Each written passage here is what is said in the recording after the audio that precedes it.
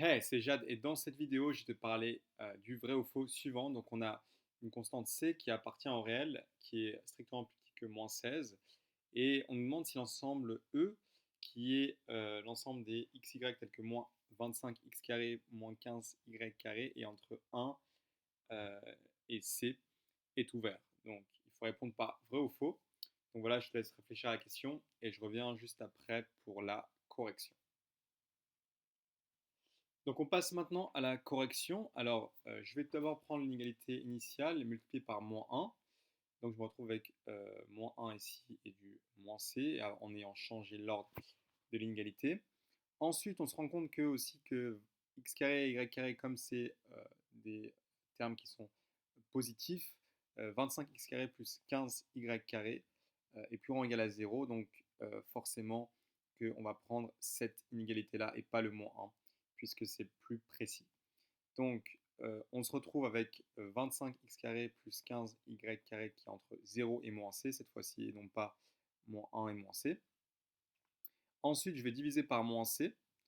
Je me retrouve avec l'inégalité maintenant entre 0 et 1. Et on remarque aussi que moins c est positif puisque c était négatif. Donc, on ne change pas l'ordre des inégalités. Ensuite, ce que je vais faire, c'est que je vais écrire ces termes-là sous une autre façon pour faire apparaître en fait l'équation d'une ellipse. On va voir ça juste après.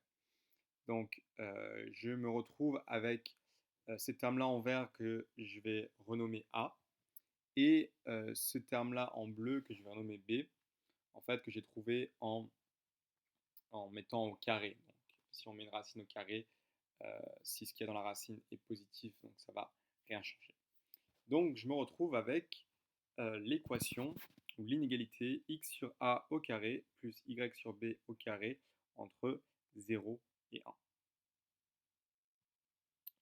Donc voilà, puisque l'équation x sur a au carré plus y sur b au carré égale à 1 est une ellipse centrée en 0, 0, donc que j'ai dessiné juste là, l'ensemble E, ça va être l'intérieur de l'ellipse que j'ai coloré en gris.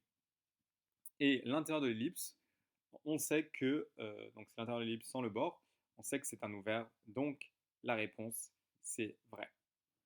Donc la difficulté ici, c'était vraiment de passer de l'inégalité initiale à une inégalité aussi simple que celle-ci, qui doit être connue, qui est en fait l'intérieur d'une ellipse.